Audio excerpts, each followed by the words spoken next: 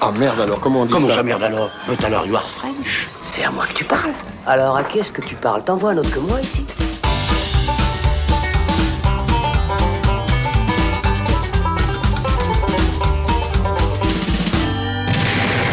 Salut, c'est Thibaut et on se retrouve dans le Shot, la version courte du Saloon, pour parler d'un film sorti sur Netflix le 30 avril. Ça s'appelle The Mitchells vs. The Machines, ou en français Les Mitchells contre les machines, ou Les Mitchells contre les robots, ou encore Déconnectés, parce que ce truc a eu à peu près 1 milliard de titres différents. Dans tous les cas, il s'agit du nouveau film d'animation produit par Phil Lord et Chris Miller, les réalisateurs de Lego Movie, qui avaient déjà officié à la production sur l'excellent Spider-Man Into the Spider-Verse.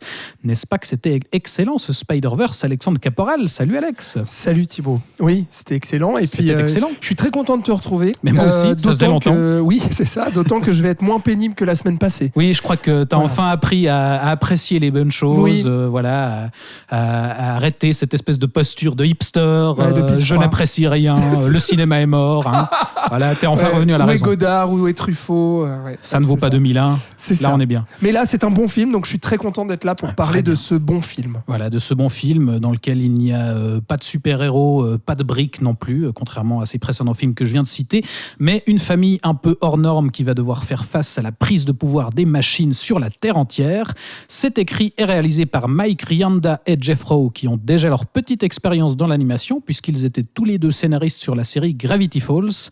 Et pour leur premier long métrage, je crois qu'on peut dire qu'ils livrent un film à la fois qui détonne du tout venant de l'animation, mais aussi qui s'inscrit dans la droite lignée des précédentes productions Lord et Miller, Alex. Absolument. Ouais, c'est très bien résumé, c'est vrai. Et moi, j'ai pas vu la série sur laquelle ils ont... Gravity Falls, moi non plus, du coup, on ne pourra pas être pertinent sur le sujet. Effectivement, alors je vais pas aller jusqu'à dire qu'il y a des cinéastes prometteurs, mais en tout cas, ce qui est prometteur, je trouve, c'est le parti pris en fait de Sony Animation depuis justement avec Spider-Man New Generation, ou Into the Spider-Verse, qui déjà là marquait vraiment une manière en fait de faire de l'animation très marquée par le duo Phil Lord et Chris Miller, du coup, avec Lego Movie, à savoir donc du film d'animation, avec un humour totalement décomplexé, un univers déluré, très méta, explosif, très référentiel. Exactement, énormément de références, surtout à la culture geek et la culture pop. Et donc, c'est exactement ça qui habite le film, qui habitait déjà énormément Lego Movie et les films qui en ont découlé aussi, et puis le Spider-Man en animation qu'on a vu. Et donc là, on retrouve tout ça. C'est un petit film d'animation que je trouve bourré d'envie, d'idées, d'humour aussi, et de générosité surtout. Et ça a vraiment son importance. C'est un film qui va dans tous les sens, ce qui peut poser aussi la limite à un certain moment, et on y reviendra. Mais en tout cas, c'est un film qui fait beaucoup de bien. Aussi parce qu'il arrive vraiment à raconter une histoire. Donc ça, c'est vraiment pour résumer un peu la vie globale que je peux avoir là-dessus. Et en termes d'animation, effectivement, qui propose pas mal de choses, et notamment une utilisation de l'animation avec à la fois de la 3D, de la 2D, de la superposition comme ça, et puis un jeu avec les nouvelles technologies et avec la culture populaire du moment, la culture d'Internet. Il y a un jeu avec les mèmes aussi, et tout ce qu'on peut voir sur TikTok, sur Instagram, sur Facebook et autres. Et je trouve que le film s'en amuse beaucoup, sans jamais avoir de condescendance vis-à-vis de ça. Et c'est là où on sent Phil Lord et Chris Miller, encore une fois, c'est que c'est des vrais geeks qui rendent hommage à cette culture pop, qui rigolent avec, mais qui ne s'en moquent jamais. Et c'est en ça que je trouve le film intéressant. Qui expérimente un petit peu au niveau de l'animation, parce que ce film-là, comme sur Spider-Verse, et même comme sur Lego Movie, qui jouait un petit peu avec cet effet quasi stop-motion de l'animation 3D, où là aussi, sur The Mitchells vs. The Machine, on a, comme tu le dis, un travail sur l'animation assez intéressant, avec de la 3D, puis en même temps déjà de base des designs assez intéressants, la direction artistique tranché parce qu'il faut accrocher quand même, hein, parce que le design les traits des personnages sont beaucoup plus marqués, moins arrondis, moins doux que dans des Disney ou même dans des Pixar. C'est un peu plus brut, d'autant qu'on mélange aussi à l'animation 3D un effet un petit peu crayonné, des formes dessinées qui apparaissent et qui illustrent des fois les émotions des personnages. On a des petits cœurs qui apparaissent autour des personnages ou des ampoules qui ont des idées, des onomatopées aussi. Voilà, c'est typiquement le genre de truc qu'on pouvait avoir un peu aussi dans un Spider-Verse, mais là aussi dans une approche un peu différente. Et effectivement, comme tu le dis, ce jeu avec la culture Internet et l'insertion des GIFs, des vidéos YouTube, est-ce qu'il y a un sens aussi au niveau narratif par rapport à ce que fait l'héroïne. Et d'ailleurs, tu peux peut-être, tu parlais de l'histoire, tu peux peut-être un petit peu détailler un petit peu précisément sur ce que raconte ce film. Tout à fait. Et avant ça, juste pour terminer, sur le côté geek aussi, c'est qu'il y a aussi tout un rappel à l'univers du comics et du jeu vidéo. Et c'est là où on voit la continuité avec ce qu'ils ont fait sur Spider-Man Into the Spider-Verse. Et puis, univers aussi très, très coloré. Donc, c'est vrai qu'il faut accrocher quand même, à la fois au design des personnages et à la fois à l'univers totalement déjanté et explosif qui nous est présenté. Mais en tout cas, il y a quelque chose d'assez tranché et qui pourrait justement distinguer Sony Animation. Dès le départ, on n'est pas dans un film d'animation conventionnel. D'ailleurs, je trouve assez symbolique le fait que d'entrée de jeu, on a le logo de la Columbia et déjà justement des morceaux d'animation qui viennent un peu parasiter le logo. Mais c'est très bien et franchement, je place du coup pas mal d'espoir à la fois dans ce duo de Lord et Miller qu'on avait vu, on le rappelle quand même en live action aussi, réaliser les deux films hilarants 21 et 22 Jump Street, et puis là qui s'illustrent pas mal avec l'animation. Et puis même si les suites de Lego Movie qu'il produisait mais ne réalisait pas ont été un peu décevantes, mais en tout cas avec Sony Animation il y a peut-être quelque chose d'intéressant.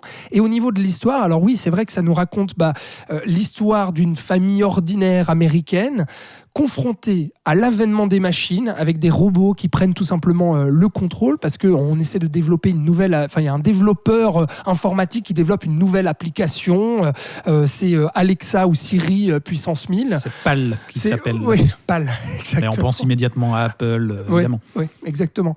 Et justement, cette intelligence artificielle se rebelle, c'est l'apocalypse, les humains sont capturés, et une seule famille reste et survit, et une seule famille peut sauver le monde, ce sont les Mitchells. Donc cette famille un peu de losers, et cette famille aussi qui a des problèmes à l'intérieur de communication, parce qu'on va suivre cette jeune héroïne, donc la jeune fille. Il y a deux enfants, il y a donc l'aînée qui est une fille qui est justement un peu geek et puis qui rêve de devenir cinéaste, et puis qui fait des petits films d'animation justement sur YouTube, auquel son papa, qui est l'américain assez traditionnel, un peu bûcheron comme ça, bricoleur, qui aime beaucoup la nature et pas tellement la technologie. Exactement, mais justement là-dessus aussi le trait n'est pas trop forcé, on n'est pas dans ce film qui c'était mieux avant, etc. Ou à l'inverse, qui justement vanterait la technologie à fond et puis cracherait un peu sur le bricoleur au tournevis. Donc il y a tout ça qui s'imbrique, et puis donc on suit cette jeune héroïne avec son petit frère aussi, lui qui appelle les gens pour demander s'ils peuvent lui parler de dinosaures, parce qu'il est fan de dinosaures.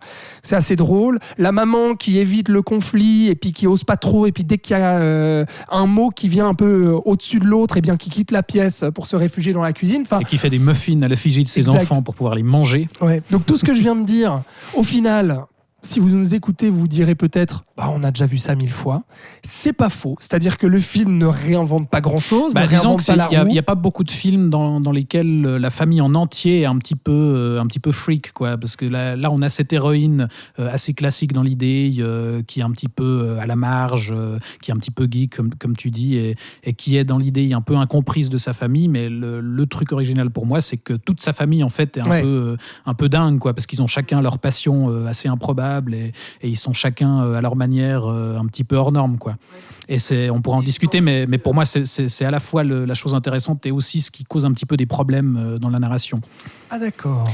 Oui, vas-y, je peux enchaîner là-dessus, parce qu'en fait, comme tu commençais à le poser, il y a cette héroïne qui justement est un peu à part et qui vient d'être prise à l'université en Californie, je crois, pour aller justement faire des études dans le cinéma et du coup poursuivre ses rêves. Ce qui inquiète un petit peu son papa, qui lui est un petit peu dépassé et s'inquiète de savoir si son avenir est assuré, etc. Et qui a aussi la peine à la voir un peu partir. Et voilà, de base, on a un postulat assez classique de la fille qui est un peu incompréhensible, incomprise et qui est en conflit du coup avec ses parents et surtout son père. Mais en fait, pour moi, le fait que toute sa famille, finalement, soit aussi complètement barjot et un peu à côté... du coup, pour moi, ça fait qu'il devrait d'autant plus la comprendre, parce que dans la plupart des cas où on a cette histoire-là, c'est le reste de la fille est parfaitement normal, intégré justement dans la norme, et on a ce membre unique de la famille qui est un petit peu plus extravagant et qui, du coup, est incompris. Là, je trouve pas immédiatement clair, en fait, ce qu'ils veulent exactement raconter avec cette histoire. Moi, j'ai mis du temps à comprendre exactement quelle était l'origine du conflit avec le papa, parce que je trouve pas immédiatement clair. On sait pas au début si c'est juste parce qu'il aime pas la technologie et que du coup il est un petit peu réfractaire à ce que c'est. Non, c'est juste parce qu'il s'inquiète pour sa fille qui va faire de l'art, quoi. Après, on sous-entend qu'il comprend pas justement l'intérêt de l'art, ou alors qu'il accepte pas qu'elle grandisse parce qu'il se refait. Et en fait, tout ça pourrait coïncider dans le même problème de fond finalement, qui est que elle grandit, ils se comprennent plus trop, et puis elle va partir, et puis voilà. Enfin, il y a le passage à l'étape suivante et à l'âge adulte, etc. Et puis que les deux ont un peu de la peine à accepter. Mais je trouve qu'en fait, on a un peu moins la limpidité narrative que dans un Pixar, pour comparer, où les enjeux émotionnels et les relations entre les personnages sont un peu moins immédiatement clairs, je trouve. Comme ils sont tous assez extravagant, que ça part dans tous les sens. Okay. Visiblement, tu n'es pas de cet avis. Je suis pas vraiment d'accord avec ça. Au contraire, moi, je trouve justement la limpidité du scénario. Je disais, il y a un côté peut-être un peu déjà vu, c'est vrai, mais au final, je trouve qu'il y a une vraie efficacité et surtout une honnêteté, une générosité là-dedans, à savoir que même si on est dans des schémas qu'on peut avoir déjà vus, eh bien, le film assume ça, en fait, et puis assume aussi une part de référence, et puis même d'hommage, quelque part, à Pixar, puisqu'il va en utiliser certains codes, puisqu'on parle de Pixar, et puis que tu le cites, eh bien, on a la famille, on a l'adolescence, on a les étapes de vie, avec justement cette jeune fille qui va aller à l'université, donc ça parle du temps qui passe, des événements marquants et des étapes de la vie, et puis il y a aussi l'émotion, je trouve, alors même si ça n'atteint pas l'émotion et le drame que peut atteindre un Pixar, il y a cette volonté-là, et notamment à travers les petites choses, et puis par exemple un objet qui lie en fait le renne papa. En bois, c'est vrai que ça c'est très joli ce qu'il raconte avec. Et puis c'est totalement, on dirait du Pixar quelque part, ça, tu vois. Donc même si ça n'a pas, on va dire que ce soit visuellement ou thématiquement ou narrativement en fait les qualités d'un Pixar, on sent cette volonté de lorgner vers ça. Mais en revanche, il y a une efficacité, comme je disais, et surtout, le film arrive à raconter une histoire avec des personnages. Et ça semble bête ce que je dis là, mais en fait, le nombre de films qu'on voit aujourd'hui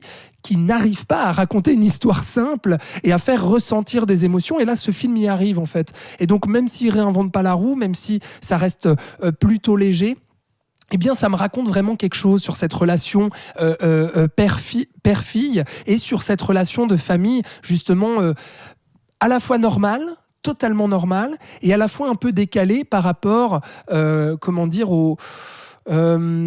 au stéréotype de la famille américaine très belle et puis très parfaite, et puis d'ailleurs ils jouent avec ça parce qu'ils sont mis en confrontation avec justement une famille exemplaire où tout le monde est heureux, tout le monde est très bien habillé, tout le monde est joli, qui s'affiche sur les réseaux sociaux, à faire des petits sauts sur la plage tous ensemble en même temps. Et la maman est très jalouse des photos de l'autre maman qui a une vie parfaite en tout point. Exactement.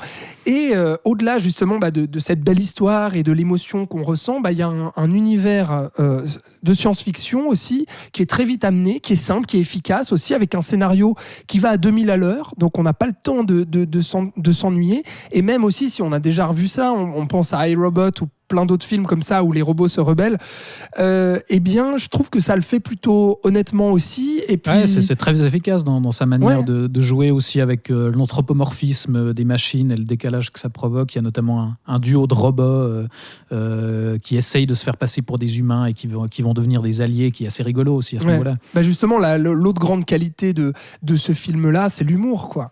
Parce que c'est un film vraiment très drôle, et en fait, on retrouve vraiment l'âme aussi et l'humour finalement de Phil Lord et Chris Miller. Alors je sais pas à quel point justement ils ont eu une influence sur ce film, mais moi j'avais l'impression de voir un film à eux, en tout cas dans les blagues. Et puis il y a notamment ce running gag d'un chien qui a l'air complètement débile, avec les yeux écartés, mais qui a à mourir de rire. Et puis c'est un running gag qui revient souvent, et notamment parce que ce chien-là fait bugger en fait les robots qui n'arrivent pas à reconnaître si c'est un chien, si c'est un cochon ou si c'est du pain de mie. Et donc du coup ça va être un enjeu narratif aussi sur le final. Enfin voilà, t'as parlé de ces deux robots jumeaux qui se rebellent parce qu'ils ont un petit bug et qui vont se mettre à développer une forme d'humanité.